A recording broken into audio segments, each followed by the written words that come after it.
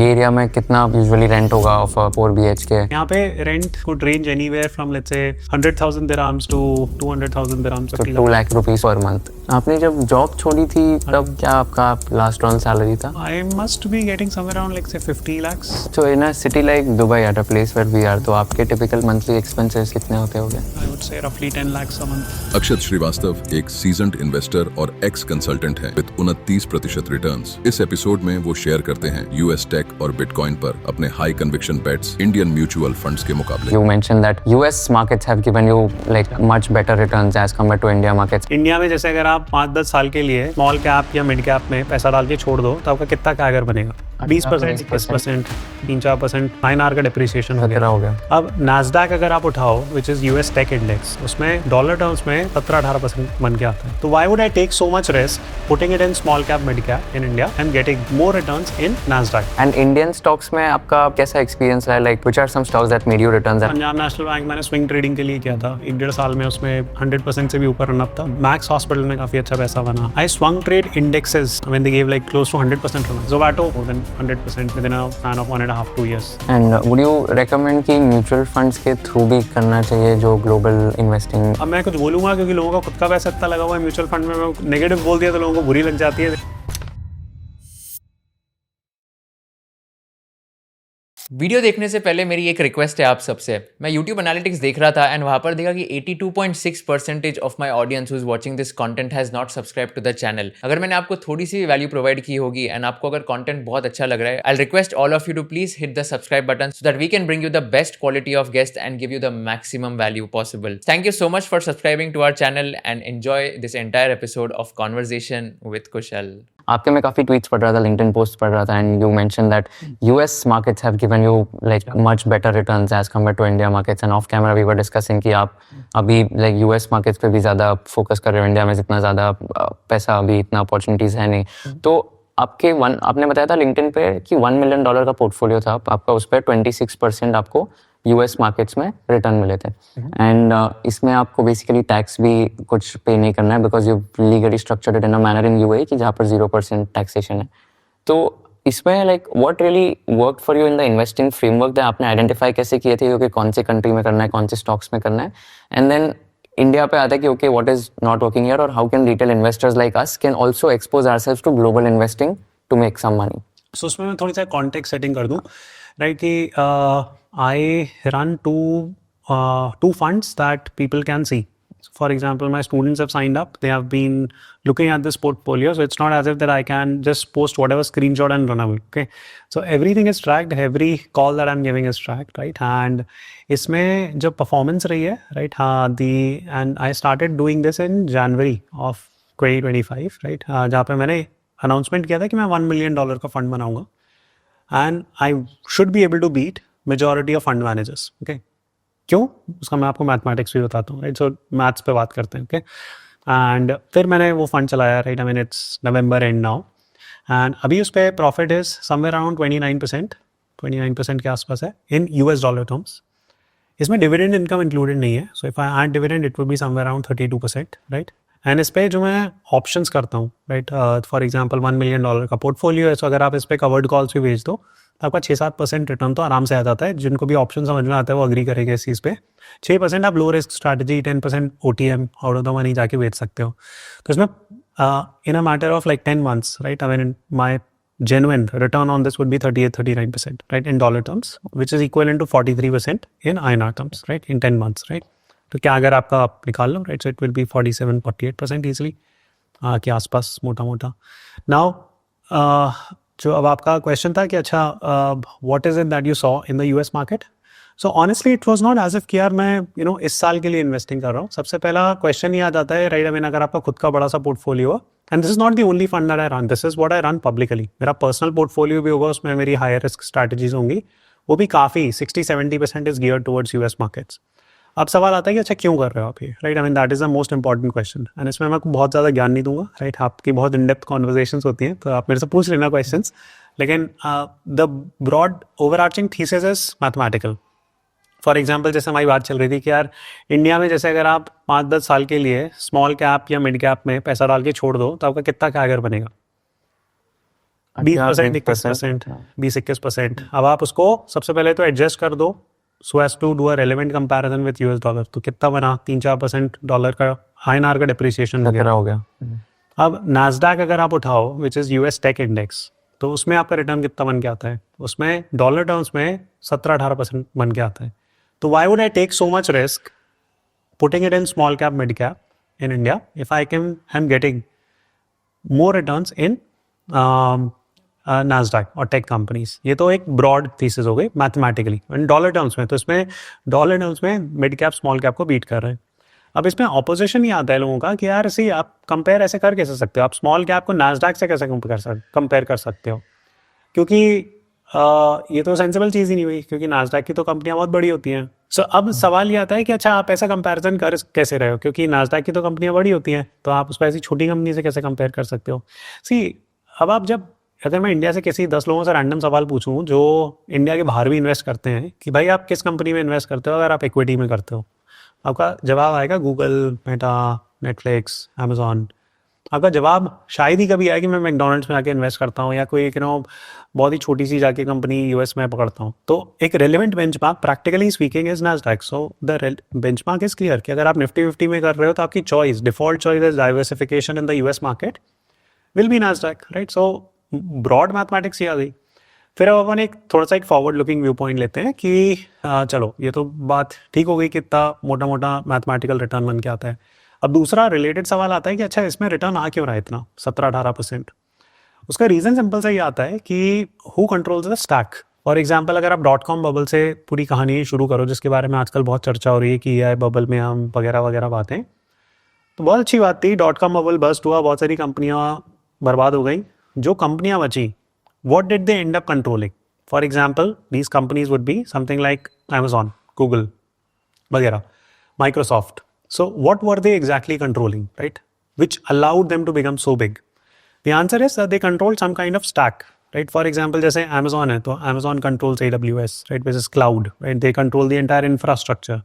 बहुत सारी कंपनियां जो इंडिया में इंटरप्राइज सॉफ्टवेयर पे काम करती हैं वो Amazon की सर्विसेज यूज़ करती हैं. सिमिलरली माइक्रोसॉफ्ट का अपना एक स्टैक है, राइट? गूगल का अपना स्टैक है कि आप कहीं भी जाते हो तो आप गूगल मैप्स यूज़ करते हो, जीमेल यूज़ करते हो. सिमिलरली माइक्रोसॉफ्ट का अगर आप एक्सेल यूज़ करते हो तो it is a stack that you are using and they control the stack, these companies, right? And because they control the stack they control the most margins, and because they control the most margins they end up being highly profitable companies.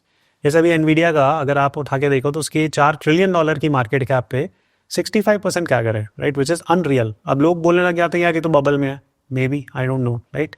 लेकिन the point is that it is still controlling the chip stack, right? जो अभी बिक रहा है, right? And आगे चल के जितने भी अपनी गीगा फैक्ट्रीज वगैरह वगैरह चीज़ें बन रही हैं, these companies are going to control it, like companies like Nvidia की जगह हो सकता है AMD हो जाए, AMD की जगह हो सकता है आयरन हो जाए या स्नोफ्लेक हो जाए, ये सारी companies. But long story short, the stack AI bubble जब भी फटेगा उसके बाद there will be companies that will control some kind of stack. And ये कंपनीज आपको अमेरिका या फिर चाइना में मिलेगी. एंड सबसे इन्वेस्टेबल मार्केट एक इंटरनेशनल इन्वेस्टर के लिए अमेरिका है, राइट? हाँ, and it remains so from a long term perspective. अब हो सकता है अगले साल मार्केट डूब जाए, like you know and all that stuff. तो उसमें हेजिंग वाली बात आ जाती है कि आप अपने पोर्टफोलियो को प्रोटेक्ट कैसे करोगे, जिसके बारे में हम और बात कर सकते हैं. लेकिन अभी भी जितनी भी टॉप एंड कंपनीज हैं जो स्टैक कंट्रोल करेंगी इन दी AI world, those will be American companies. There are handful of them, like maybe 15-20 such companies will be there.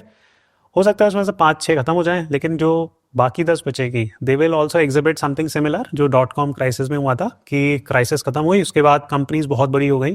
And ये नास्डैक जो अपना 15 ऑड ईयर्स का रिटर्न जो 17-18% है, it is not by default, it is by design कि if a company is controlling the stack, it will control the most profit margins, right? And scale. So yeah, let's discuss the framework. I think it's like we can go in detail and framework. So here is my framework. The way I think about this is that, for example, एक example से काम करते हैं, right? And then you can apply it to American companies, Indian companies, Chinese companies. So I think 3-4 चीज़ें चाहिए होती हैं, right? So सबसे पहली चीज़ तो ये होनी चाहिए कि they should have some kind of research mode, right? So research mode primarily ये होती है कि कंपनी पैसा रिसर्च पे कितना फेंक रही है. एंड उसके पास पैसा है, रेस कर सकती है कि नहीं, एंड रिसर्च में डालना चाहती है कि नहीं. जैसे इंडियन आईटी कंपनीज़ के लिए सबसे बड़ा क्रिटिसिज्म ये रहता है कि उनके पास पैसा था लेकिन उन्होंने रिसर्च में नहीं डाला, राइट. बहुत सारे इंडियन इन्वेस्टर्स ये बात समझते हैं. तो अगर अभी आप मेटा की स्टोरी उठा के देखो, मेटा/फेसबुक, अभी उसका स्टॉक गिर गया थोड़ा सा, राइट, फ्रॉम अप्रॉक्सीमेटली 750 से वो 600 के आसपास पहुंच गया.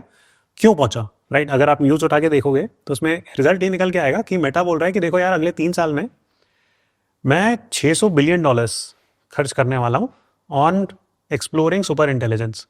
तो एक कंपनी का स्टॉक गिर जाता है इसलिए क्योंकि वो रिसर्च पे बहुत ज़्यादा पैसा खर्च करने वाली है ना. वो पागल तो है नहीं, right. And it's not as if that they don't understand, और Zuckerberg does not understand that this thing is not going to be beneficial, लेकिन it's a short term panic. Now, does Meta have a research moat? The short answer is a yes. So ये पहली चीज़ है, that they are spending a lot of money exploring research. The second key lever to a good company, according to me, is कि research moat है उसके पास. Second is that do they have a product moat? Because अभी current उनको थोड़े time तो business चलाना है अपना, right? So Meta का product अच्छा है कि नहीं? तो absolutely, because अगर आप उसका DAU, right, daily average user देखोगे, it's close to 40% of the world. I'm not talking about 40% of India. I'm not talking about 40% of Africa. I'm saying that 40% of people on earth use a Meta product every single day. So product moat है, चाहे वो WhatsApp हो, चाहे Instagram हो, वगैरह वगैरह. Third फिर आ जाता है distribution mode. So distribution means कि चलो ठीक है, कोई नया प्रोडक्ट निकालेंगे तो क्या ये बेच पाएंगे, राइट. कि फॉर एग्जांपल जैसे मेटा ने VR ग्लासेस या जो भी उनको निकालना होगा next product super intelligence explore करने के लिए, या जो भी AI वगैरह उनको करना हो, या पेमेंट्स सिस्टम जो स्केल कर रहे हैं व्हाट्सएप का, so can they actually have the distribution to do it. Because कई सारी कंपनीज ऐसी होती हैं जैसे जिनको नए कॉन्ट्रैक्ट्स बनाने पड़ेंगे. जैसे अगर आप इंडियन फार्मा देखो तो अभी उसमें तबाही चल रही है. क्यों चल रही है? Because the American pharma companies are being compressed on margins. कि डोनाल्ड ट्रंप ने ये इशू कर दिया कि भाई वो कॉस्ट कटिंग कर देंगे मेडिकेयर में एंड ऑल दैट स्टफ. तो जो फार्मा कंपनीज हैं उनकी थोड़ी सी हवा टाइट है वहाँ पे. Novo Nordisk has corrected bye 60-70% जो भी अमेरिका में बेचते थे वगैरह वगैरह. तो इंडिया कंपनी भी है जो अपनी Aurobindo pharma and Lupin etcetera, उन सब ने बोल दिया कि यार देखो हम तो है ना, we are going to pivot it more towards domestic play. So they are trying to pivot their business model, right. So इसमें क्या हो गया, ये एक तरीके की डिस्ट्रीब्यूशन मोड हो गई कि इंडियन फार्मा कंपनियों को अपने distribution they have to change it dramatically here. But no matter where the AI world is going, you have like companies like Meta जिनका डिस्ट्रीब्यूशन मोड है. सो ये 3 चीज़ें हो गई, research mode, product mode, distribution mode. So अगर इन तीनों का कॉम्बिनेशन बहुत अच्छा है किसी कंपनी का, तो it is likely to stabilize and do really really well in the next 4-5 years. So according to me, अगर आप ऐसी कंपनीज अमेरिका में पिक करना चाहोगे तो मेरे हिसाब से बहुत सिंपल सी कंपनीज हैं, अमेजॉन, मेटा, इवन एनवीडिया में हो सकता है उनके प्रॉफिट मार्जिन कम हो जाए आगे जाके, आई डोंट नो, लाइक. लेकिन इस तरीके की कंपनी जिनके पास तीनों ये चीज़ें हैं, there are handful of such companies in the world and American companies are right there at the top. And India में आपको ऐसी कंपनी बहुत कम मिलेंगी, right. So this is the issue that we are facing. India में क्या examples हो गए ऐसे कंपनीज के? यार आप जोमेटो बोल सकते हो, लेकिन Zomato is a very inward looking company, right. अगर आप प्रोडक्ट मोड बोलो तो है उनके पास research, they are looking at it. Like Deepinder Goyal is going and looking at health care as a business, you know, nutritious eating as a business. So they are unlocking new things, right? So they have, like, one could argue, a research oriented mindset. They are throwing money at it. They have a product which is doing well. No problem. Distribution है उनके पास, लेकिन it's only India specific distribution. You can't say that okay 40% of people in the world are using like Zomato products. But India में एक unique problem ये आ जाती है valuation की, क्योंकि Zomato का अगर आप valuation देखोगे, अगर आप PE ratio उठा के अभी देखो तो 1000-1200 चल रहा होगा, which is crazy high, right? Because Nvidia ka PE ratio is like what, 55-50, right? And yeah, so that's what I would say कि okay, ये 3 चीज़ें देखी, लेकिन you have to see it in context of valuation. So India में भी ऐसी company होंगी, लेकिन वो valuation जो कमांड करेंगी वो unreal होगा, right? Bajaj finance, you could argue, has a very good lever. इन तीनों चीज़ों पे वो succeed करेगा, लेकिन again the valuation is crazy, right? Jio Finance, it's a good company, but again the valuation is crazy. So India में valuation ठीक नहीं मिलता कंपनियों का. When you say valuation is crazy, so why do you say that they are highly overvalued, and what makes you say that कि okay ये valuation बहुत ज़्यादा है? कैसे decide करते हो आप? यार एक एब्सोल्यूट वैल्यूएशन आप कर सकते हो, एक रिलेटिव वैल्यूएशन कर सकते हो. एक छोटा सा एग्जांपल देता हूँ. जैसे यहाँ पे अगर आप दुबई आओ या UAE आओ तो आपको ईमार करके एक बिल्डर दिखेगा, राइट. एंड अगर आप दुबई माउंटेन शो देखने जाओगे तो ईमार की ब्रांडिंग दिखेगी हर जगह, जिन्होंने बुर्ज खलीफा एंड ऑल वो सब बनाया, राइट. हाँ, सो डाउनटाउन बुर्ज खलीफा. लिस्टेड कंपनी है, पिछले अगर आप 4 साल 5 साल का स्टॉक प्राइस मूवमेंट देखोगे तो it has gone 4x after Covid. Okay, so this has done well. Guess करो at what PE is it trading, right? Price to earnings ratio I don't know, I think 40, 50. 10, right? So that's the PE ratio of EMA, right? And now if you go and analyze a similar company in India, right? जैसे infrastructure player अगर आप कोई बड़ा उठाओ तो आप देख लो Adani enterprise का PE ratio, right? So it will be at least 3x, 4x, 5x on that, right? So relative point of view से अगर एक global investor पैसा लगाना चाहेगा तो कहाँ लगाएगा, right? I mean this is a very basic point there, right? आप बोलोगे कि यार India is a domestically driven market, कि SIP का पैसा आता है, लोग नौकरी चाहते ही करते हैं, पैसा कमाते हैं, मंथ एंड में म्यूचुअल फंड मैनेजर को दे देते हैं, म्यूचुअल फंड पे मैंडेट लग जाता है कि भाई तू करेगा तो इंडिया में करेगा, बाहर तेरे को पैसा ले जाने नहीं देंगे. तो now what is his option? Does he have the option of investing in let's say EMR? No. So they have to by default go and buy a company, infrastructure company in India which is already trading at a PE of 30. अब उस company की earnings improve नहीं हो रही, but because the fund manager is still buying that company, the PE ratio even gets even more bloated. So और बढ़ जाता है PE ratio. So this is the problem that in India हमारे पास options बहुत ज़्यादा नहीं है कोई एक हाई ग्रोथ कंपनी को पकड़ने के एट लेस वैल्यूएशन, राइट? वो फिर स्पेकुलेशन जोन में पहुंच जाता है कि आपने एस कंस्ट्रक्शन उठा लिया, यू नो नोवामा वेल्थ उठा लिया या वॉट एवर, एंड फिर आपका तुक्का लग गया एंड बन गए आपके पैसे, राइट? लेकिन स्ट्रक्चरली आप कर ही नहीं सकते, right? So this is the problem. फिर हम ऑप्शन मार्केट में भी जा सकते हैं पूरे डेटा को समझने के लिए, लेकिन this is where I think the point gets communicated. And इसमें तो आपने ठीक है एक रिलेटिव वैल्यूएशन बता दिया, क्योंकि EMR वर्सेस एक इंडिया का लिस्टेड प्लेयर आप कंपेयर करोगे 10x P etcetera. But apart from that अगर मेरे को वैल्यूएशन जस्टिफाई करना है, so would you also like let's say compare the absolute valuation और कुछ ऐसे अलग चीजें करोगे टू जस्ट? नहीं, बिल्कुल. सो फॉर एग्जांपल अगर आप लेंसकार्ट के IPO का एग्जांपल उठाओ, right? For example at what price, मैंने चेक नहीं करा कि लेंसकार्ट का IPO कितने PE पे चल रहा है. आई थिंक 200 के PE पे चल रहा होगा, 150 के PE पे चल रहा होगा. हाँ, इट लिस्टेड आई थिंक जब 230 का PE था, 230 at the time of launching, right? So now आप खुद ही सोचो कि the founder himself is saying that Lenskart is a tech company, right? So that's how he was projecting it to get a higher PE valuation.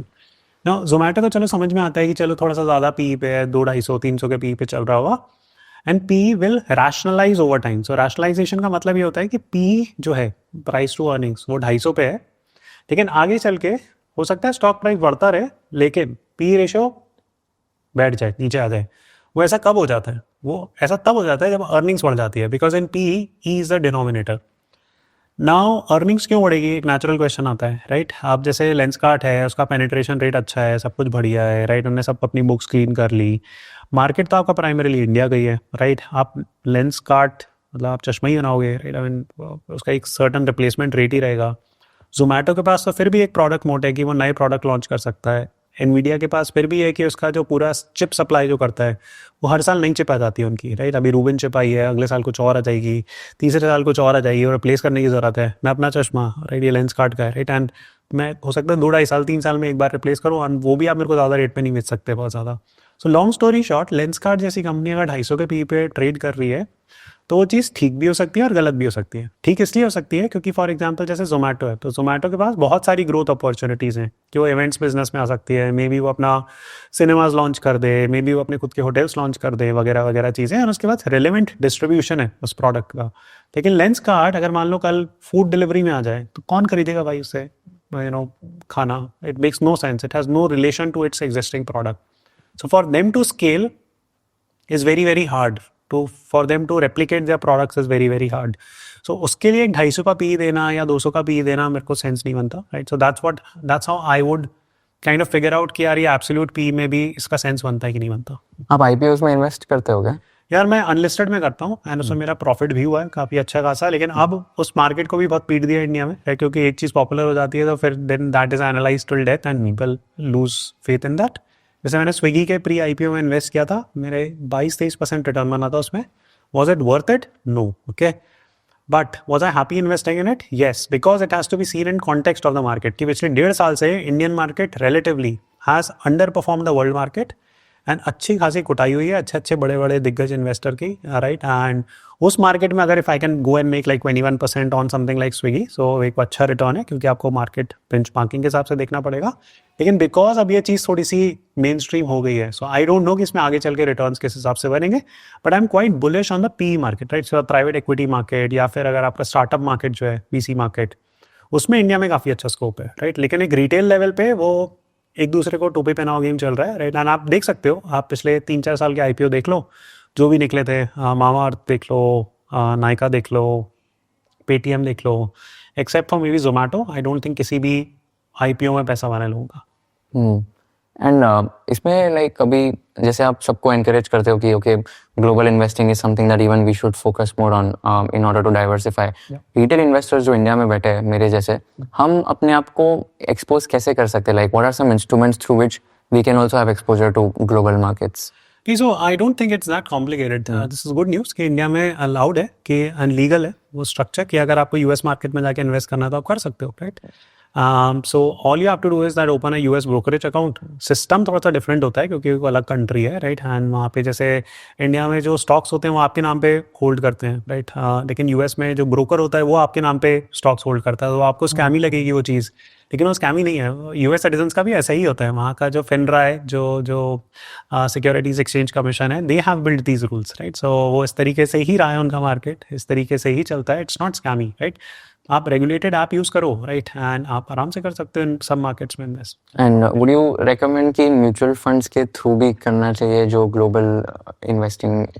यार देखो, अब मैं कुछ बोलूँगा क्योंकि लोगों का खुद का पैसा इतना लगा हुआ है म्यूचुअल फंड में, मैं कुछ नेगेटिव बोल दिया तो लोगों को बुरी लग जाती है, they take it on themselves. So what I would encourage them to do is think, okay, the entire point of investing is buying low selling high, right? बहुत ही सिंपल सी चीज़ है, ओके। प्रॉब्लम क्या हो जाती है म्यूचुअल फंड में, you never know when to sell, okay. मैं आपको एक छोटा सा एग्जांपल देता हूँ। मान के चलो फलाना ढींग का म्यूचुअल फंड में आपका पैसा लगा है, एक्टिव म्यूचुअल फंड है, ओके। उसने 50-60 स्टॉक खरीद रखे हैं, और मैं आपसे सिंपल सा क्वेश्चन पूछता हूँ कि मार्केट बढ़ गया, कब बेचोगे? आप उसको एनालाइज करके कैसे बताओगे कि कब बेच सकते हो वो म्यूचुअल फंड? नहीं, मतलब if you ask me, I only invest in mutual funds and I only sell when I need, like कुछ अगर गोल है मेरा एंड तभी कुछ पैसे चाहिए तो तब करूँगा, वरना मैं तो बस लॉन्ग टर्म इन्वेस्टिंग करता हूँ। What is long term investing? मतलब 5 साल 10 साल वगैरह मैं तो बस ऐसा ही। How did you reach the number 10 साल investing is long term investing? That's a good question. I think मेरे को लगता है कि जैसे 10 साल में मेरे काफ़ी ज़्यादा जो जितने भी गोल्स है, 2-3 गोल्स, वो आई थिंक तभी ये टाइम फ्रेम में अचीव हो, लाइक आ जाएंगे।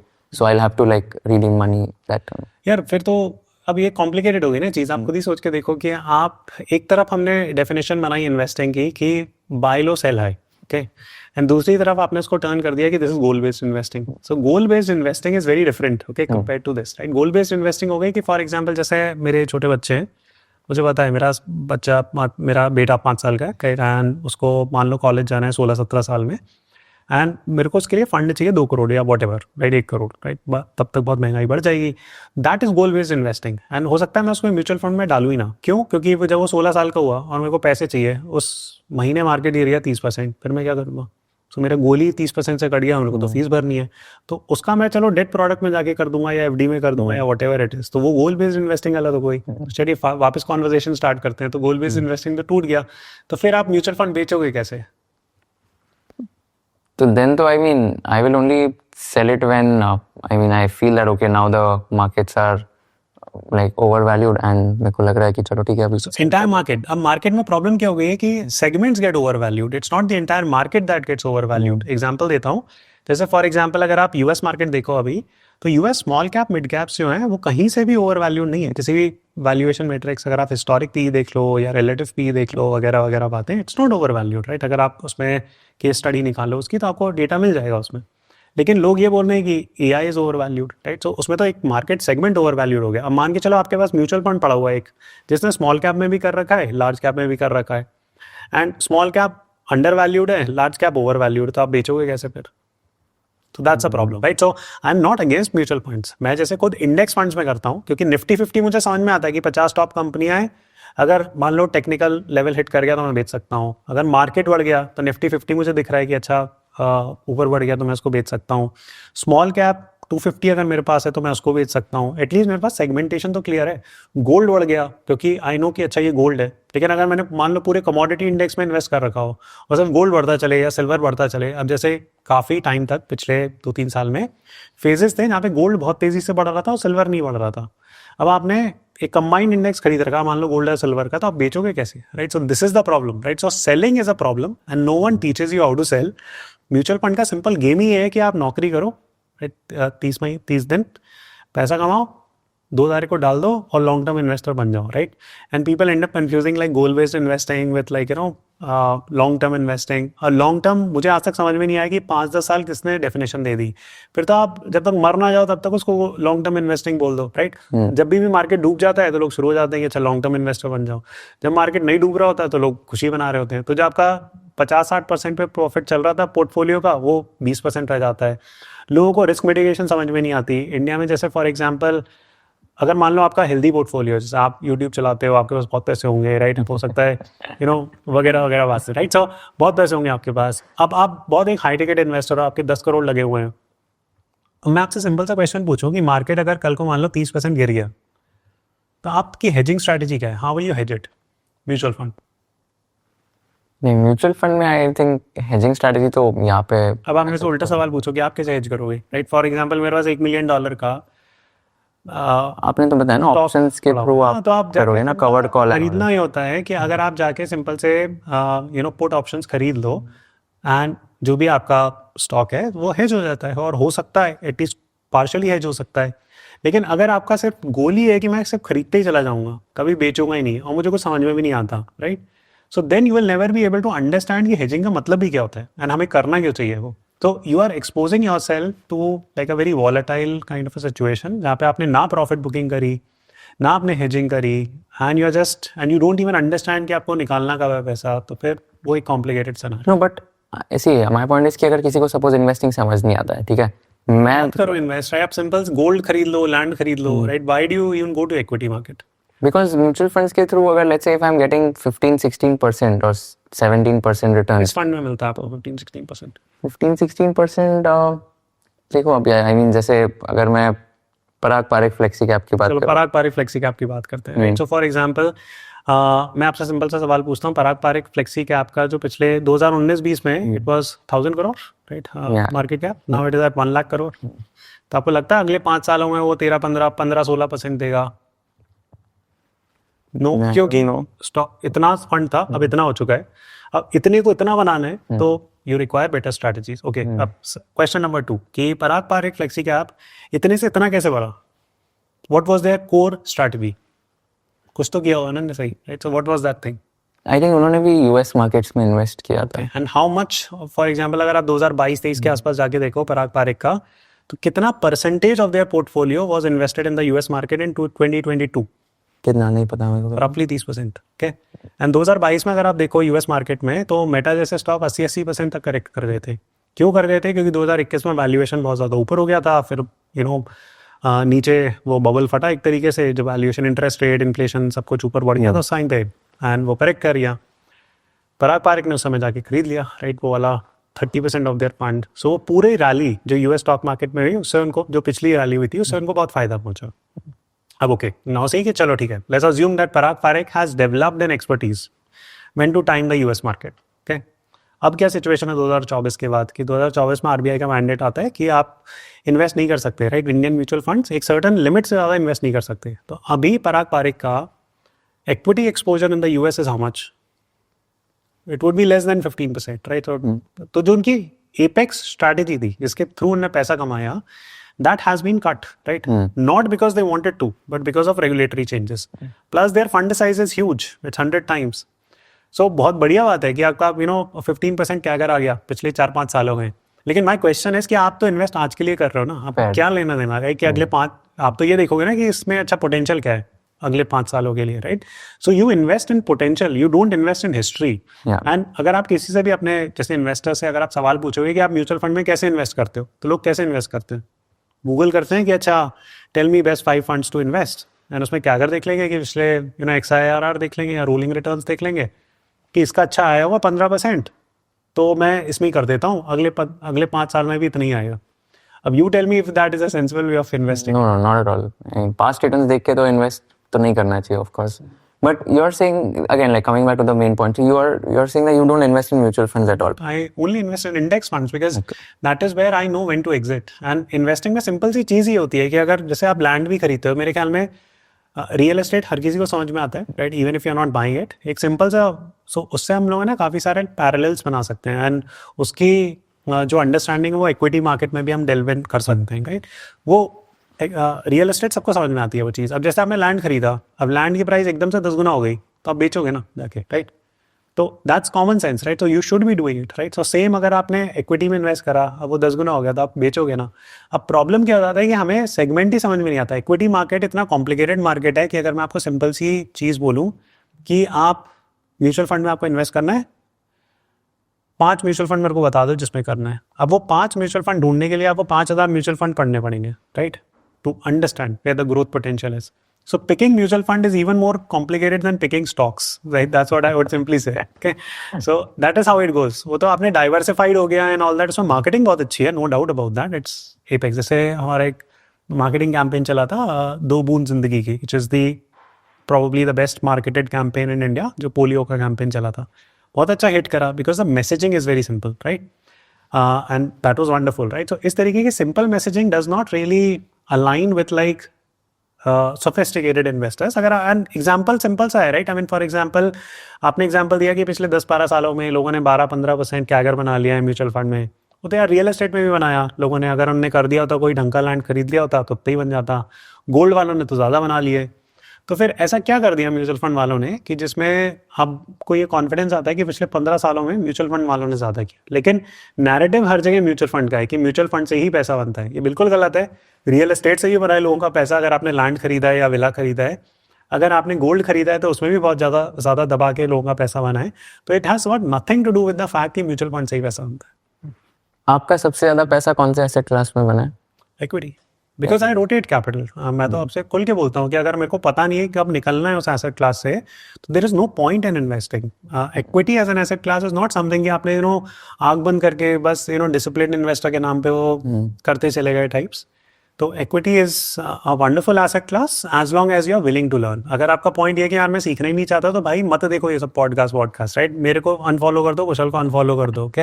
एंड सिंपल से जाओ अपना गोल्ड खरीद लो SIP फॉर्मेट में या सिल्वर खरीद लो, राइट. लैंड जो भी आप खरीद सकते हो, एग्रीकल्चरल लैंड या whatever you want to buy, कर लो. आपका 10-12% तो वैसे ही बन जाएगा. एंड उसमें भी GDP मैथ आ जाती है सिंपल सी कि फॉर एग्जाम्पल अगर हमारा इन्फ्लेशन ही 5-6% नेचुरल निकल के आता है जो होता है, डेट प्रोडक्ट्स में आपका 7-8% बन जाएगा, राइट. इक्विटी में 2-3% ज़्यादा बन जाएगा. Same would be the scenario in other asset classes. तो आपका इतना ही बनेगा 10-12%, 8 से 12% के बीच में किसी भी एसेट क्लास में आप डाल दोगे. तो आपने गोल्ड में इन्वेस्ट किया हुआ है? नहीं. So I buy bitcoin, right. So I am happy with that. I know how to handle the volatility there, so मैं उसमें कर देता हूँ. गोल्ड में मैं इसलिए नहीं करता because gold is a diversification bet. कि आपने 5% डाल दिया तो इट्स फाइन. तो गोल्ड की जगह पे मैंने बिटकॉइन डाल दिया था, अच्छा वैसा बन गया. गोल्ड में अगर मान लो अगर आपके पास 100% सिर्फ गोल्ड पे पैसा पड़ा है हाइपोथेटिकली, ओके, प्रॉब्लम उसमें ये आ जाती है कि again you will not be able to exit it, okay. क्योंकि आप एग्जिट करके जाओगे कहाँ? आपने जिंदगी भर सिर्फ गोल्ड ही गोल्ड किया है, right. So what would you do by exiting gold? जैसे आजकल मैं आर्ग्यूमेंट पढ़ता हूँ कि यार इंडियन हाउसवाइफ्स में खरीद रखा है, they have become extremely wealthy. यार एक्सट्रीमली वेल्दी आप तब बनते हो when you have intention of selling it in a way, right, and moving into some other asset classes. अगर वो बिक रहा है तो सेंसिबल है चीज़, लेकिन उसमें कोई रोटेशन नहीं हो रहा है. That's the thing. क्योंकि वो चीज़ अभी बड़ी हुई है, एक टाइम पे जाके उसकी valuation will normalise, okay. And वो जब भी नॉर्मलाइजेशन आएगा तो जो टेम्पररी वेल्थ ग्रोथ जो आपको दिख रही है, that will collapse with it, right. So that's how it goes. So therefore understanding at least 2-3 asset classes. कि गोल्ड बहुत ज़्यादा बढ़ गया तो एटलीस्ट लैंड में लगा दिया, लैंड बहुत ज़्यादा बढ़ गया है तो अच्छा वो बेच के गोल्ड में लगा दिया, एटलीस्ट इतना तो कर लो बेसिक, राइट. सो तो आपने बताया इक्विटीज में सबसे ज़्यादा पैसा आपने बनाया, और आप ये एक जो आपने पोर्टफोलियो बताया वो $1 million का, दैट इज सेपरेट. बट आपका पर्सनल पोर्टफोलियो कितने टाइम से चला रहे हो? लाइक इक्विटी इन्वेस्टिंग कितने साल से कर रहे हो? यार I have been doing it for close to 12 years now. तो इक्विटी में आपने बताया सबसे ज़्यादा पैसा है अभी आपने बनाया. तो एक बार मेरे को बस अभी ये बताओ कि ओके, इंडियन पोर्टफोलियो और US पोर्टफोलियो, तो आपका मैं पर्सनल पोर्टफोलियो की बात कर रहा हूँ, तो इसमें आपके इंडियन स्टॉक्स भी हो गया या जो US स्टॉक्स भी हो गए, तो इसमें क्या डाइवर्सिफिकेशन है कंट्री वाइज? यार it really depends on the market circumstances. जो मैं आज बोल रहा हूँ At present. हाँ, so at present approximately 80% would be American stocks. Okay. Right, 70 to 80%. 20% would be Indian stocks. Okay. And Indian stocks में आपका कैसा experience रहा है? Like, which are some stocks that made you returns and आपने कैसे invest किया था? क्या thesis है? यार बहुत सारे स्टॉक्स हैं. सो फॉर एग्जांपल जैसे पंजाब नेशनल बैंक मैंने स्विंग ट्रेडिंग के लिए किया था आज से 2.5-3 साल पहले. Right? फिर 1-1.5 साल में उसमें 100% से भी ऊपर रन अप था. That I exited. Right, and my community knows it. It's not as if that I am just bullshitting. Okay, that was good. Right, Max hospital में काफ़ी अच्छा पैसा बना. Right, that is something that I picked like maybe 2 years ago. Right, that's a bullish thesis that I have still. Right, I think that's a good stock. Generally hospitals in India are very good, right, because they are extremely localized. Again, अगर हम वो initial framework पे जाएं तो research करने की ज़रूरत है नहीं हॉस्पिटल्स में, बिकॉज हमारे लॉज बहुत वीक हैं. तो like it's basic work only, so it's not research demand to begin with. Product they can introduce a lot, right, जो हॉस्पिटल्स करते हैं. प्लस उनकी प्राइसिंग पावर बहुत रहती है एंड डिस्ट्रीब्यूशन उनको अपने आप आता चला जाता है. तो it's not as if and people are just migrating like at least from like villages. जैसे इनकम लेवल वगैरह बढ़ता है तो they will start availing more and more organise sector help. So Max Hospital has been like a very good stock for me. I did that. I swung trade indexes quite a lot, right? जैसे मैंने mid cap, small cap index काफ़ी भारी मात्रा में swing करे थे. तो मैंने they gave like close to 100% run up, right? By 2023 जब एक clear bubble दिखने लगा था, and then I exited, right? So that was there. So बहुत सारे stocks हैं, right? I mean, but if Zomato, again, I made very good money on Zomato, right? More than 100% on that within a span of 1.5-2 years. So ये सब अभी बहुत recent हैं. So that was there. Yeah so American stocks भी मैं cover कर सकता हूँ, but this is where I would say. And at present India में आपको कौन सा ऐसा स्टॉक है जिस पे आपका हाईएस्ट कन्विक्शन है? यार it's not about having high conviction, because high conviction आएगा इन अ मार्केट जहाँ पे ये क्लैरिटी मिल जाए कि अच्छा ये सेगमेंट अच्छा कर रहा है. तो जैसे इंडिया में I want to bet on tech segment, लेकिन मेरे को अभी टेक स्टॉक ऐसा कुछ दिख नहीं रहा है उसमें कि where you can go and say कि अच्छा हाँ यार इसमें बहुत अच्छा पैसा बनेगा वाली चीज़. I think some stock will come from mid cap IT, right, that's where I am looking for more. वहाँ पे अब अच्छा वैसा बनेगा लोगों का, right, but because the sentiments are really bad, a lot of beating has happened on IT products. This is a necessary needed product. These are the type of companies that can go like 10x 20x, especially with the application of AI, because you will need specific use cases, right? कि जो general LLM frameworks हैं वो तो खैर चलो एक अलग बात हो गई कि Perplexity वगैरह ने बना दिया या Anthropic ने बना दिया, लेकिन you need contextualization of AI machines, right? So वो कोई small cap या mid cap IT करेगा इंडिया में, right? At least Indian market के लिए. So we have to be, I'm keeping an eye out for that. So वहाँ से आएगा वो stock. लेकिन अभी हाल फिलहाल कुछ नहीं है मेरे पास. एंड इंडेक्स फंड्स में आप इन्वेस्ट करते हो आपने बताया, तो एट प्रेजेंट लाइक आपने कौन से इंडेक्स फंड्स में इन्वेस्ट? 50-50. अभी आई am just waiting for a breakout. It's a swing trade for me, right, and put a big bulk, right. I mean I put it may be like 1.5 months. Diwali के time पे मैंने किया था, उससे थोड़ा सा पहले. सो आई एम होपिंग कि अगले 6 महीने में I will be able to make like maybe 15-20% CAGR on it, which will be an yearly CAGR of maybe 40% hopefully. Nifty 50 में? निफ्टी 50 में अगर मान लो कि अगर निफ्टी यहाँ से बाउंस बैक अगर 10% ऊपर बढ़ जाता है तो on a 4 month basis if I am making 10, so on a yearly basis it will be how much CAGR, right, 35. So that's what I am looking. तो आपको लग रहा है कि अभी नेक्स्ट 4 months में 10% निफ्टी में आ सकता है, अपसाइड मिल सकता है? Okay. And what about small cap, mid cap, large cap segment, आपको अभी क्या लग रहा है? मेरे ख्याल में सेगमेंट्स कोलैप्स कर चुके हैं. कोलैप्स इन द सेंस कि I don't think there is any head और leg to large cap versus mid cap versus small cap, not just in India but across the globe, right. For example, otherwise it makes no sense कि एक Nvidia scale की company will grow at 65% CAGR, जो एक small cap भी नहीं कर पाती. So that is a situation there, and I think this has to do with power laws, right? So जिनको पता नहीं है power laws के बारे में, वो सिंपल सा ही होता है कि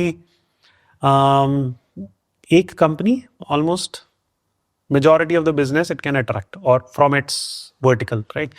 So for example, there will be like a handful of superior chip companies, handful of superior data center companies, right? For example, Meta is on that path जहाँ पे they are going to build these giga factories, right? Or are already building that giga factories.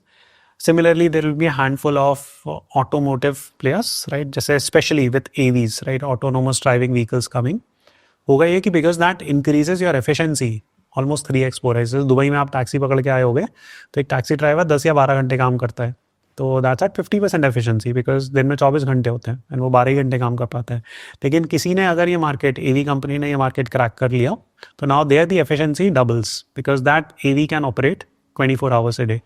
So any company that cracks this, so this becomes like a very scalable game, right? So these are like few things that I'm kind of looking at more deeply. So. Got it. And just because we're talking about investing and asset allocation, तो आपने बताया कि Bitcoin is also something that you invest in crypto में. तो अभी आप bullish हो Bitcoin के ऊपर? Absolutely. So Bitcoin का use case has become even clearer with time. पहले अगर आप लोगों से आज से 4 या 5 साल पहले बिटकॉइन के बारे में बात कर रहे हो, तो it use to look like a scam coin, right? But then over time क्या हुआ कि बहुत सारी wealth managers started aggregating. For example Michael Saylor, right, who is a CEO of a listed company MicroStrategy, जिन्होंने bitcoin अपने balance sheet पे put करी. Similarly then you had Elon Musk, who allows people to buy Tesla by using bitcoin. So उसका use case clear हो गया कि अच्छा, bitcoin को यूज करके आप टेस्ला भी खरीद सकते हो. UAE में a lot of properties can be purchased on Bitcoin, right? So that is another point, right? Then हुआ क्या कि चलो ठीक है यार, ये तो ना कुछ weird से लोग होंगे, right? I mean, who are allowing Elon Musk and all these MicroStrategy guys. लेकिन फिर हुआ क्या कि बहुत सारे wealth funds have started aggregating cryptos. You have Norwegian wealth fund, you had Saudi wealth fund who are investing in cryptos. They are making maybe 1%, 2%, 5%. Harvard, for example, owns 1% of its total portfolio size into Bitcoin. So, and these are big endowment funds. We are not talking about like small should put players, okay? So they already have Bitcoin on their balance sheet. They are using it as a hedge, right?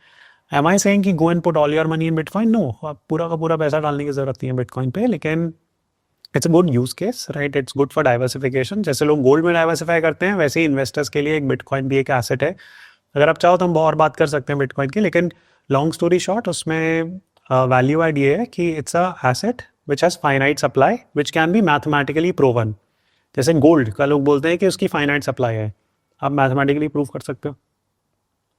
नहीं, right? क्योंकि हो सकता है कि कल को कोई नई टेक्नोलॉजी आ जाए जिसमें आप ज़मीन में और एक्सकवेट करके अंदर तक गोल्ड और निकाल लो, राइट? हो सकता है. मेरे को इतनी केमिस्ट्री की समझ नहीं है, लेकिन that's what I think maybe it will happen. So there is no mathematical way of proving कि इतना सप्लाई ऑफ गोल्ड है, लेकिन there is a mathematical way of proving कि इतनी ही सप्लाई ऑफ बिटकॉइन है, right? So there are going to be 21 million bitcoins. The last bitcoin will be mined in the year 2140 and that's it. वहीं पे bitcoin की जो total supply है that will get exhausted and it will only trade in the secondary market then. तो आप बोल रहे That's a use case. Demand supply का गेम है ये पूरा, लाइक बिटकॉइन का. हाँ, so it's an asset जिसकी mathematical supply is provable and there are very few such assets in the world. For example, Mona Lisa painting की mathematical supply is 1. Okay, that's it. Okay, so it has, yeah, so that's there, right? So but if someone has to trade on that asset, you can't really do anything with it. लेकिन अगर आपको Bitcoin में trade करना है, कुछ additional functionality बनानी है, आपको लेवरेज ट्रेड्स करने हैं उस पर, तो इन सब की as the bitcoin network gets more distributed with time it will become stronger and stronger, क्योंकि यूज़ केस आ जाता है, राइट? सो जैसे स्टेबल कॉइन्स के आने की वजह से भी बहुत सारी यूटिलिटी है. जैसे फॉर एग्जांपल बहुत सारी कंट्रीज़ होती हैं, जैसे अफ्रीका में कंट्री कि अगर आप किसी अफ्रीकन नेशन में हो एंड आपकी करेंसी हर साल 10%, 15% डॉलर के कंपैरिजन में गिर जाती है, तो मान लो अगर आपने वो अफ्रीकन करेंसी उठाई एंड उससे जाके एक USDT खरीद लिया बिटकॉइन ब्लॉकचेन नेटवर्क से, एंड उस USDT को यूज़ करते हैं which is a digital version of dollar. तो आपने उस डिजिटल वर्जन ऑफ डॉलर को होल्ड करे रखा, तो आपका तो फ़ायदा हो रहा है ना, राइट? आई मीन बिकॉज आपकी अफ्रीकन करेंसी गिर रही है हर साल एंड आपको पता ही है कि वो गिरती चली जाएगी. बहुत सारी कंट्रीज़ में ये प्रॉब्लम है कि उनकी करेंसी गिरती चली जाती है, राइट? हर साल वो 10-15% डॉलर के कंपैरिजन में नीचे चली जाती है. तो आपने वो USDT होल्ड कर लिया अभी हाल फिलहाल, right? Which is dollar which you trust. Now you use that dollar and because आपके पास USDT डिजिटल फॉर्मेट में पड़ा हुआ है, अब आप पूछोगे कि यार मैं इसको कहीं इन्वेस्ट कर सकता हूँ, तो bitcoin becomes like a go to system where you can go and put some money, or digital assets like Bitcoin becomes that. So I'm not propagating कि हर किसी को इस चीज़ में आना चाहिए, लेकिन अगर आपको समझ आता है, आप पढ़ना चाहते हो इन सब चीज़ों के बारे में, तो this is a good asset class to study. आपने कितना रिटर्न्स बनाया होगा बिटकॉइन में? या मेरे बहुत अच्छे रिटर्न्स रहे हैं. इट्स जस्ट दैट कि I have always put between 5 to 10% of my capital, right. So I have been investing in bitcoin से लाइक 2018 और समथिंग. अच्छा. तो काफी टाइम से अच्छा रिटर्न है. तो एवरी ईयर मतलब ऐसे कुछ करते हो? हाँ, so I try to keep my portfolio between 5 to 10% of Bitcoin. Okay God. तो इसमें तो बहुत ज़्यादा ही मतलब 2018 से तो Yeah. It must have gone up what, पता नहीं हो तो बहुत It ज़्यादा. has, it has. Got it. Fair. And just talking about small cap stocks, तो आप स्मॉल कैप स्टॉक्स में इन्वेस्ट करते हो इंडिया में? Huh? So I have put money in small cap stocks, right? But mostly like it's a swing, right? So when I started buying something like maybe Novama Capital, right? So that was one of the stocks that I bought, right? Maybe 2-2.5 साल हो गए होंगे. So it had made good wealth for me, right? From that angle.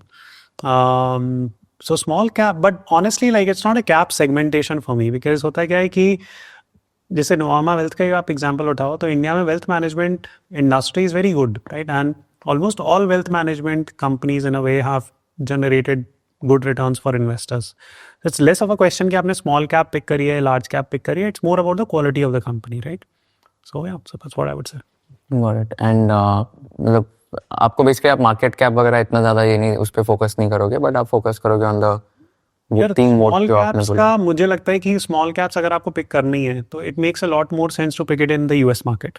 आप करते हो US में small cap? So I do, like, so for example, there are companies that have picked like Iron, right? So Snowflake, Iron, SoFi. So all these companies are very good, right? If you actually look at it, SoFi might not be a small cap, but all these companies are good that you can look at, right? And इनका use case is very clear. So इनको exit कब करना है ये समझ में आता है. Even if you have to exit at a loss of 50%, it's not no big deal. At least आपको समझ आ जाता है कि कब करना है. कैसे समझ आता है? यार जैसे एग्जांपल देता हूँ, राइट. सो जैसे एक कंपनी है Archer aviation, right. So Archer aviation what they do is that basically they build like flying taxis. Okay, so for example जैसे एंड इनके 2-3 ही कंपेरेटर्स हैं, राइट, इस तरीके की कंपनीज के, because they are doing a very niche vertical segment tech play, right. अब जैसे अगर आपको फ्लाइंग टैक्सीज लगानी है, राइट, तो दुबई में भी अनाउंसमेंट हुआ इस तरीके के काम करने का. जैसे आप देखोगे तो बहुत सारी बिल्डिंग्स यहाँ पे उन पे हेलीपैड्स लगे हुए हैं. सो UAE ऑलमोस्ट सारी बिल्डिंग्स हुए होंगे अगर आप देखोगे, है ना. सो यहाँ पे फ्लाइंग टैक्सीज लाना is this can be a go to market for flying taxis, right. So यहाँ पे जैसे फॉर एग्जांपल इस स्पेस को ट्रैक करना is very easy, right. And there are hardly 2-3 competitors in this space. एक जो भी एविएशन हो गया, एक आर्चर हो गया. So these two are leading players. Now either Joby is going to win this race or Archer is going to win this race. तो आप उनका product innovation पढ़ते रहो. हर quarter they will release, right, कि अच्छा what developments are happening, where they are getting regulations versus not. So आपको एक idea लगता चला जाता है कि अच्छा they are on that track of product innovation and they are close to doing something which proves commercial viability of such a thing. So आपको सिर्फ ये investment thesis check करनी है. आपको बैठ के ये नहीं कि उसका NIM ratio क्या है, या वो तो loss making company होगी, right, because they are working on that first level of research, right. And इनकी रिसर्च जिस दिन प्रूव हो गई, right, so it will go like whatever 20x, right. So there is no upside to this, right. So लेकिन हाँ, when you are trading in this type of high risk high reward stocks, you should be okay with a complete loss of capital, right. So आप invest ही उस हिसाब से करो कि आपका 0.5% portfolio पड़ा है या something of that sort, and it's fine. So yeah, so that's the example. कैसे होगी इसकी यूनिट इकोनॉमिक्स एक्सप्लेन कर सकते हो कि क्लाइंट आगे कितना चार्ज करेंगे ये लोग कस्टमर से, या क्या? I think it's more of a regulatory play like Palantir right now, right? So for example, जैसे unit economics will get proven if the product and commercial viability is proven first. It's like therapeutic drugs, right? So for example, अगर कोई drug की drug discovery process, सबसे पहले discovery process होगा उसमें, right.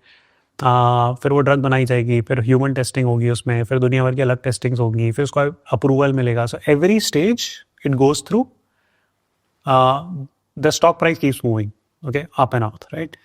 But even if it fails one of these stages, the stock price will collapse. So this is how these things go. No one is bothered about the unit economics of this innovation right now, because there is so much to innovate of this that unit economics will be positive. It's just that who builds this product first and puts it out in the market, because that gives them massive lead time, right. What's the highest or what's the biggest single day gain or loss you have seen, and how did you react to it? Yeah, मेरे single day gain or loss नहीं होते, right, because I'm not a trader, right. You can at best say that I do swing trade a bit, right. So मेरे individual positions पे हो सकता है loss हो, right. अभी जो चल रहा है मेरा Duolingo पे चल रहा है सबसे ज़्यादा loss. So मेरा कितना चल रहा होगा, would be down like maybe $100,000 on Duolingo, right? So that's a stock. So yes, I'm bullish on the company. And maybe, लेकिन हाँ, see, I mean, still it's a small part of my portfolio. It's not as if that बहुत ज़्यादा लगा हुआ है. It's still less than 5% or whatever. So, लेकिन हाँ, highest loss I've seen is like whatever close to $100,000 is how much? 87, 88 lakhs. Yeah. And मतलब you're still like you don't react very ऐसे एकदम negative. नहीं अब मैं इसको ईगो नहीं मिला लूंगा, right? I mean, I will not go over leverage. I do trust the stock and I would continue to hold my positions for a while. And अगर मुझे लगता है कि यार ये कंपनी खत्म है तो मैं बेच के निकल जाऊंगा at loss. Stop loss and all वो सब का concept नहीं है आपके. यार stop loss नहीं होता because I anyways hedge my portfolio. So if I let's say I have a $10 million portfolio, then I would buy hedges at a certain range. Say. Okay.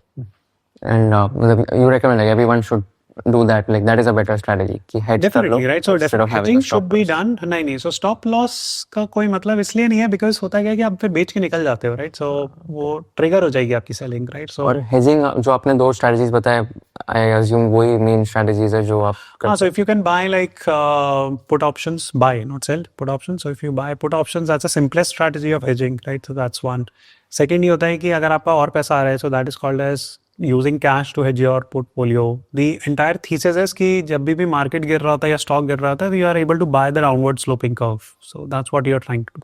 So what are the like other businesses that you're running? Like this is your full-time thing right now, man? So I run a fund, right? And that's one I do. I run a YouTube.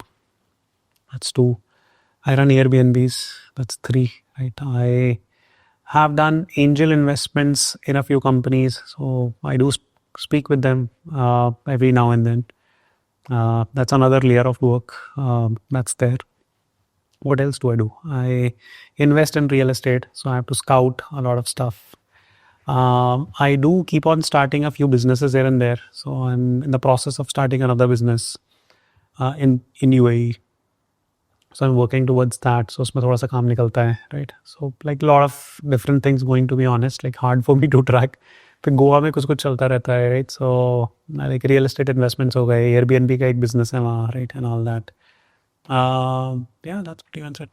And when you say that you also invest in companies and startups, सबसे innovative startup या सबसे innovative business lately आपने क्या देखा है? Yeah, मुझे इतना startup investing के बारे में idea नहीं है, to be honest. Like what I do is that I stick to my expertise, which is finance. So for example, जैसे Vested करके एक company in which I am an angel investor. I had invested in Mint Wealth, a little bit of money. I have invested in Incred money. So वैसे मैं finance, education related startups में ही invest करता हूँ, right? Which is my area of expertise. And honestly, finance में कुछ खास innovation होता नहीं है, right? So ये अभी ये वाला जो घर है यहाँ पे मतलब ये एरिया में कितना यूजुअली रेंट होगा ऑफ 4 BHK एंड यहाँ पे इट रियली डिपेंड्स कि एग्जैक्ट बिल्डिंग क्या है. सो मैं शारजा में रहता हूँ रेंट पे, राइट? बिकॉज मुझे को बड़ी स्पेस चाहिए होती है. मैं घर से ही काम करता हूँ. मेरे बच्चे होम स्कूलिंग करते हैं, राइट? सो उनका एक अलग कमरा चाहिए. मेरे को एक ऑफिस चाहिए. हमारा ड्राइंग रूम जहाँ पे हम ये पॉडकास्ट शूट कर रहे हैं, यहाँ पे हम लोग फुटबॉल खेलते हैं, right? So honestly like long story short, so हम लोग को थोड़ा सा बड़ा घर चाहिए था, तो ये शारजा में मिलता है. And it's generally bigger apartments, right? And लोग ये सोचते हैं कि शारजा पता नहीं कहाँ पे जाके किसी कॉर्नर पे. नहीं. सो कुशल आई थिंक डाउनटाउन से आया था, बुर्ज खलीफा के पास से, तो it took him 30 minutes to get to the place, right? 25 minutes precisely. So it's not that far off, to be honest, right? So यहाँ पे rent really depends on building to building, so it could range anywhere from let's say 100,000 dirhams to 200,000 dirhams Per annum. per annum. Yeah. Okay. Got it. So 100,000 dirhams per annum. 25 So, lakhs, 25 24 lakhs, okay. point something lakhs to Got it. almost So 50 2 lakhs. lakh rupees per month के आसपास, which is similar to I think Mumbai rentals as well. And ये कितने BHK का होगा? 100,000. जहाँ पे मैं हूँ वो 5 BHK. Okay. So now you will get a range of different apartments. Got it. And a 5 BHK would be typically 3,000, 4,000. Yeah, square feet. 3,500, 4,000 square meter. Got it. And how would you compare this with the Goa investment that you have done? So Goa में आप कितना आपने कैसे invest किया था और उसका आप escalation कैसे हुआ? So Goa is the problem statement जो निकल के आता है गोवा में इन्वेस्ट करने का, वो एक अलग निकल के आता है. जैसे हम ऑफ कैमरा भी बात कर रहे थे, तो जैसे अगर कोई मेरे से आगे पूछे कि यार मेरे पास 2 करोड़ रुपए हैं, मैं कहाँ डाल सकता हूँ, जहाँ पे मेरी अप्रिसिएशन ज़्यादा हो जाए, तो Goa is a very good market because आप वहाँ पे विला खरीद सकते हो 2-2.5 करोड़ 3 करोड़ में 4 करोड़ में, राइट। सो इस टिकट साइज में आपको विला आ जाएगा।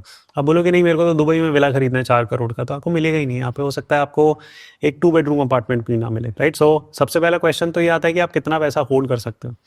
दूसरा क्वेश्चन ये आता है कि आपको मॉर्गेज कहाँ पे मिलेगी। जैसे बहुत सारे लोग इंडियंस जो खरीदना चाहते हैं यूएई में, हो सकता है उनको मॉर्गेज ना मिले, right. So that's another problem statement.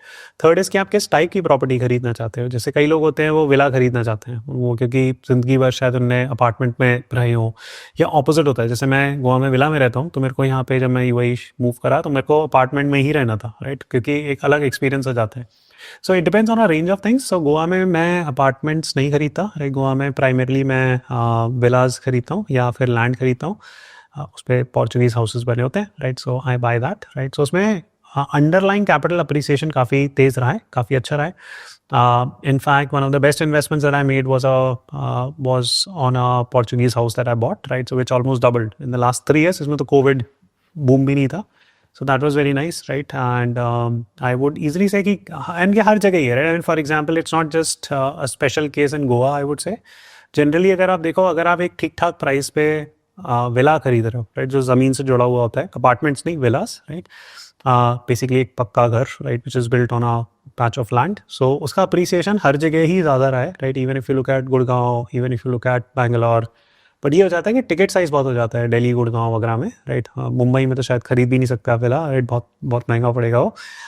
लेकिन हाँ, गोवा में there is a possibility of doing it, right. So those are the type of investments I have made. I have been fairly happy with that, and that's not a rental yield game. लेकिन वहाँ पे भी rental yield, because आप Airbnb कर सकते हो, तो उसमें भी 4-5% आ जाती है, right. So it's not as if कि वहाँ से नहीं आ सकता। तो आप एयरबीएनबी पे दिया है आपने वो गोवा जी, सो मैं खुद नहीं करता एयरबीएनबी, मैं कंपनी को दे देता हूँ, right. So I am become like a landlord who has just done a rental contract with an Airbnb management company, and फिर वो मैनेजमेंट कंपनी जाके फर्दर एयरबीएनबी पे रेंट आउट करती है, एंड उनका जैसे बिजनेस चलता होता है वो चलाते हैं। तो I get my fixed rent, right, from them. Got it. And ये कितना यूजुअली रेंट होता है, like in terms of yield, it would be somewhere around 4 to 5%, right? So 5% मान लो आप, right? ये विलास का होता है, right? And apartments अगर आपने अच्छा खरीदा हो, जैसे मैंने एक अपार्टमेंट भी खरीद रखा है, 2 apartments in fact. So उसमें the rental yield is generally more, so it can be 6-7%. But having said this, that's an INR, right? So Indian rupee में, यहाँ पे हम जो बात कर रहे थे 6%, 8%, that's in dirham. Now INR depreciates compared to dirham, और हर साल कुछ वैल्यू लूज करता है INR कंपेयर टू दिरहम या डॉलर्स 3-4%, तो आपको वो डिफरेंस पे एडजस्ट करना पड़ेगा, right.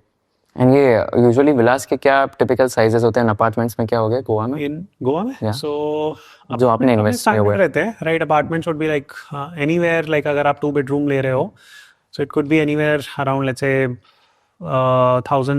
1100 square feet to 1500 square feet. That's the usual selling, which typically happens 1200 square feet के आसपास। एंड अगर आप विलास के बारे में बात कर रहे हो, then a decent 3 bedroom, like a decent 3 bedroom should be at least 1800-1900 square feet, right? So that's what we are looking at. Price में बताऊँ तो it can range anywhere depending on where you are buying in Goa, north versus south. South में भी exactly कहाँ, north में तो almost double होती है prices compared to south. So south का अगर मैं आपको आइडिया दूँ तो it could be anywhere around 90 lakhs से स्टार्टिंग होगा, राइट, 85-90 lakhs, राइट। एंड विलास का जो स्पेसिफिकेशन मैंने आपको दिया था, अब आज की डेट में वो करीब 2.5 करोड़ से कम कुछ नहीं मिलेगा, right. So it would be tough. तो आपने जब लिया था तब it would be around 1.5 crores. 1.5, 1.7, 1.8, something like this. So, yeah. And you're saying this doubled in the last 3 years? No, so not this. So okay. this went from 1.7 to like what, 2.5, 2.6. Okay. Maybe slightly more, right? And जो Portuguese house था, that was bigger, right? So that was a much bigger property that I had bought. It had just one singular Portuguese house. It had zero cash flow on it because I was not renting it out on Airbnb या something. उसमें capital appreciation काफ़ी था। Okay. And ये जो आप बोल रहे हो 2.7 CR का जो हो गया मार्केट वैल्यू, सो इस पे आप बोल रहे हो कि ऑन एन एवरेज 5% अगर रेंटल यील्ड भी कंसिडर किया, सो इसका 85-90,000 a month is easily someone can make renting long term. और अगर हम डायरेक्ट Airbnb कर रहे हो तो may be even now. So that's that. Okay. So Dubai में आप बता रहे हो आप यहाँ पे रेंट पे रहते हो, दुबई में you have invested in Business Bay, वहाँ पे आपने इन्वेस्ट किया है। गोवा में एक है, इसके अलावा आपके और कोई रियल एस्टेट में इन्वेस्टमेंट्स है?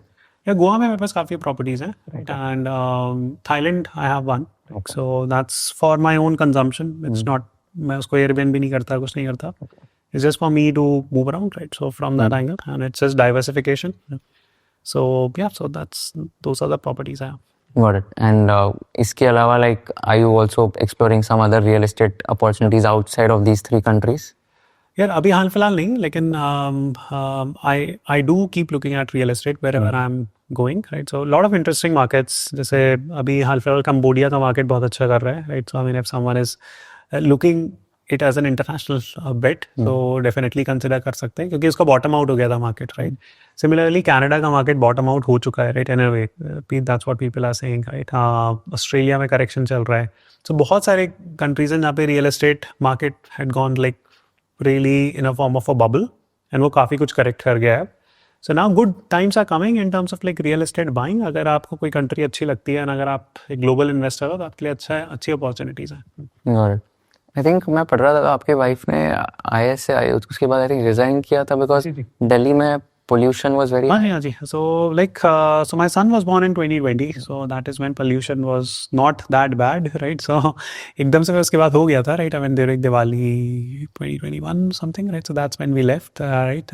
Because honestly it's a structural issue. I don't think pollution problem is going away. Many people will say negative things now कि ऐसा थोड़ी होता है, आपको प्रॉब्लम सॉल्व करनी चाहिए थी, आवाज़ उठानी चाहिए थी. लेकिन यहाँ देखो, मैं एक्टिविस्ट तो हूँ नहीं, right? I mean my goal is to do right by my kids and provide them the best possible environment जिसमें वो पल बढ़ सके. एंड मैं नॉर्मल बंदा हूँ यार, ऐसा मैं कोई नेता वेता थोड़ी हो, right? So like so that's the easiest choice. हर कोई मेहनत अपनी लाइफ इंप्रूव करने के लिए करता है, मैंने भी वही करी, right? And my wife also took that decision. So it's not an easy thing कि यू नो आप UPSC का जॉब छोड़ दो, राइट? सो तो प्रेसिडेंट तक फाइल जाती है, right? And then you have to talk to a lot of people dissuade you कि यार you know have you lost it that you are resigning from a UPSC job. So that kudos to her कि उसने इतना time effort डाला, and she was willing to make that sacrifice, so and left such a prestigious job, right, for the betterment of our family, right? So yeah, so I mean and यहाँ पे like Dubai में, Sharjah में the AQIs are better. yeah, it is better for sure, right? And moreover the systems and structures are there, right? For example, AQI का फर्क सिर्फ ये नहीं पड़ता कि AQI रीडर पे क्या बता रहा है, राइट? इट्स ऑल्सो अबाउट कि आप कहाँ पे रह रहे हो exactly. For example the place where I live, there is like a huge water body, so उसमें हवा बहुत चलती है. तो even if hypothetically AQI is high, it does not impact your environment where you are living, right? So multiple things are there, right? So yeah, that's that. It's not the cleanest environment, I'll say. It is metro at the end of the day. It has all the facilities, so it's a trade-off, right? And जैसे गोवा में कम रहता है, right, compared to here, but Goa has more nature, right? So but it's not a metro, right, per se. So we have to find a balance between the two, and the place where we live, it kind of aligns with that. So in a city like Dubai, at a place where we are, तो आपके typical monthly expenses कितने होते होंगे? यार typical monthly expenses कितने होते होंगे? So hard for me to say. I mean, I would say, because I'll say a number which will make people scared, but see, I mean, I'm spending in context of my earnings.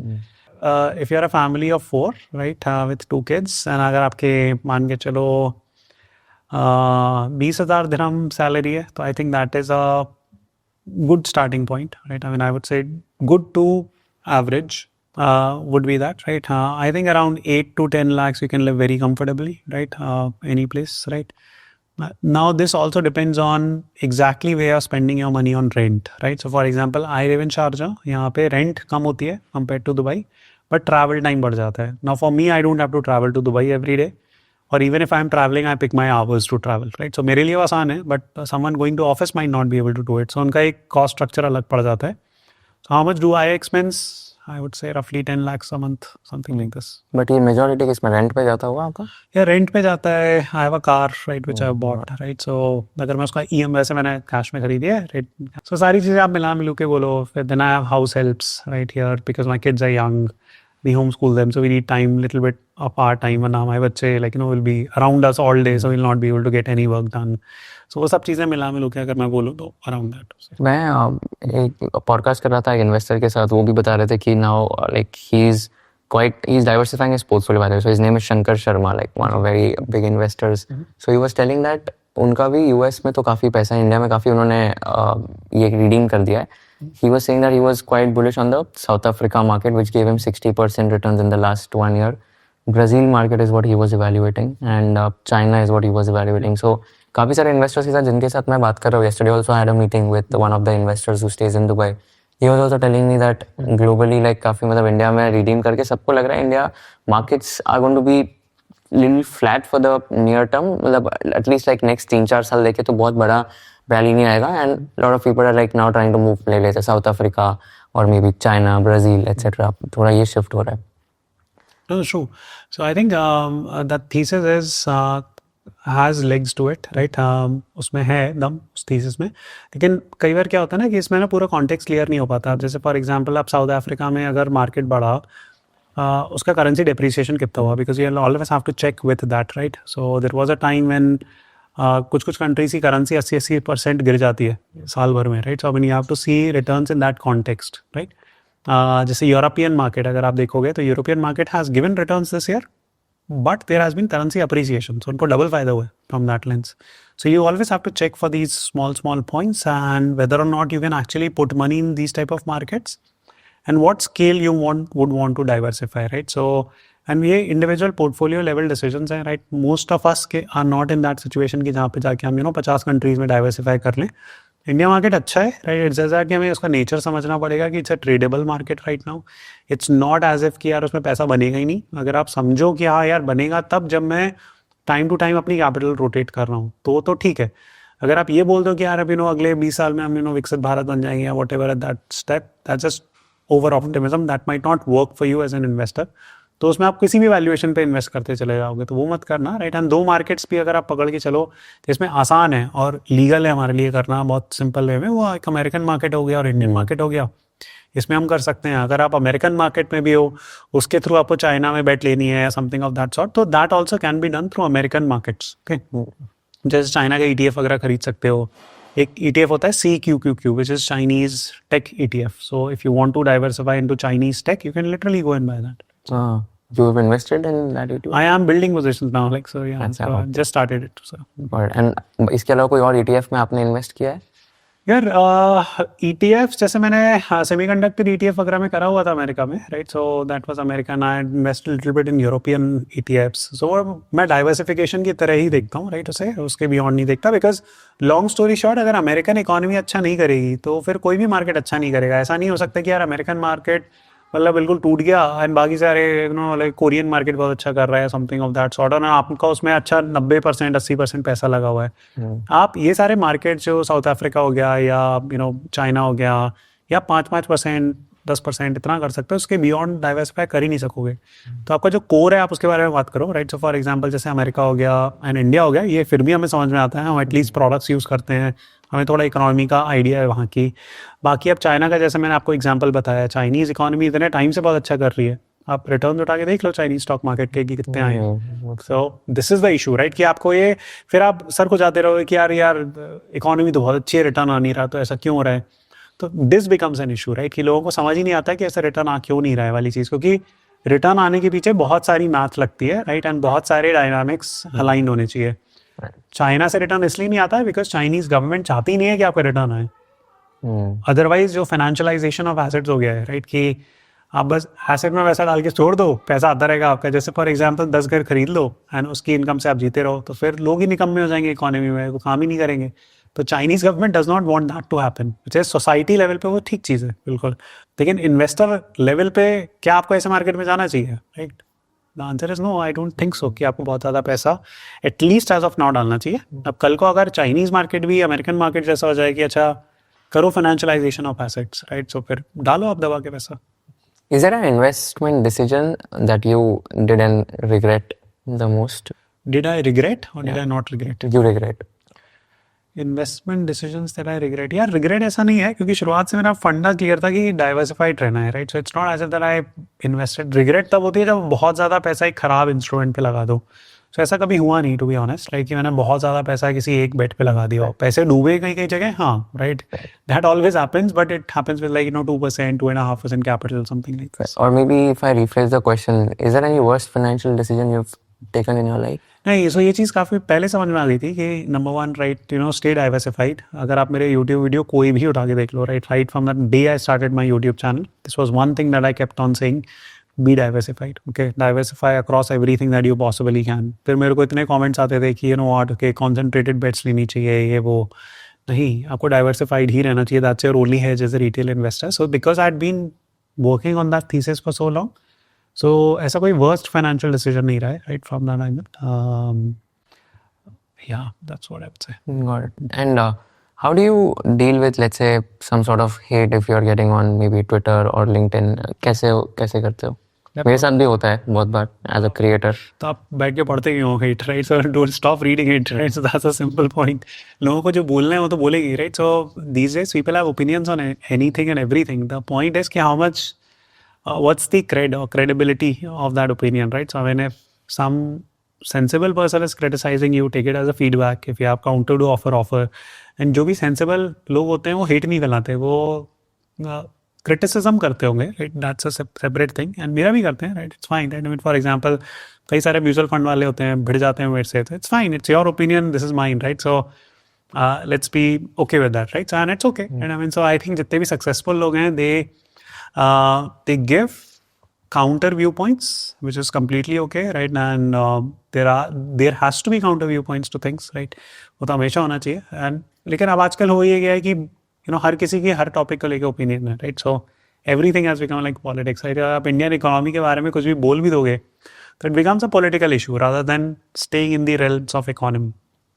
So कुछ पढ़ो ही मत उस पर, right? So अगर credible बंदा है तो उसको रिप्लाई कर दो, नहीं है तो पढ़ जान दो, right? So that's a simple. ऐसा एग्जांपल है कोई जो like let's say किसी ने काउंटर किया and then you felt it was a little sensible and then you also did a counter, क्या हुआ था? बहुत सारे हैं, right? I mean, honestly, like specifics पे नहीं जाऊँगा, right? I mean, because then why unnecessarily give them more traction, right? So बहुत सारे म्यूचुअल फंड्स में होता है, जैसे कि फॉर एग्जांपल मैं जैसे नास्डैक के बारे में बात करी थी पॉडकास्ट के शुरुआत में कि if you compare it to the Indian market, तो उनको भी पॉइंट ठीक लगा था, लेकिन फिर उन्होंने बोला कि भाई आप नास्डैक से क्यों कंपेयर कर रहे हो, आप कंपेयर करो जो यूएस का टोटल रिटर्न इंडेक्स है उससे कंपेयर करो निफ्टी 500 को. सो या दिस टाइप ऑफ पॉइंट्स, उसका एक्सप्लेनेशन मैंने आपको पहले ही दिया था कि जब इंडियंस इन्वेस्ट करते हैं इंडिया के बाहर तो they are primarily looking at US tech companies like Google, Amazon. वो कोई यार यू नो वॉलमार्ट खरीदने थोड़ी जाते हैं America, right? So therefore the relevant benchmark is still Nasdaq. fair. I think काफी सारे I think मीडिया हाउसेस भी आपके LinkedIn post I think cover करते हैं, right? I think आप नहीं देखते हो? मैं देखती नहीं यार. I think इकोनॉमिक टाइम जब पता नहीं बिजनेस स्टैंडर्ड उसमें आते हैं तो I mean I used to read that and your LinkedIn used to be that I follow all the LinkedIn posts I've told you like multiple times. वो style मेरे को काफी like अच्छा लगता है, so that is something which is very good.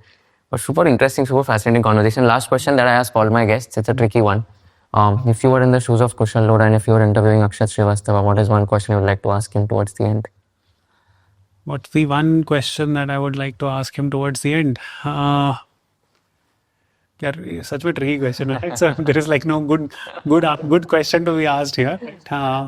ऐसा कुछ भी नहीं है, right? I mean, I think what I would say is that what makes you happy, right? So I mean, I think that's a good question because at the end of the day, all of us are chasing happiness. We kind of end up masking it in forms of investment कि लोग पैसा कितना कमा रहे हैं, invest कैसे करना चाहिए. But the end goal क्या है? End goal they are like, you know, you should be happy, right? So that's the idea. So that doesn't get covered sometimes. Yeah, I think you're right. yeah. So what makes you happy? Having control over my time, right? I mean, I think that makes me happy. Money is just a tool to get there, right? But having freedom is what we are all chasing. कि बस time की freedom हो, पैसे की freedom हो, घूमने फिरने की फ्रीडम हो, राइट? फैमिली के साथ टाइम स्पेंड करने की फ्रीडम हो, नेटफ्लिक्स देखने की फ्रीडम हो या whatever, right? So I think freedom is what we are chasing. That's what makes us happy. At different points, different things appeal to us. लेकिन हाँ, as long as you are in control of these things, you are good to.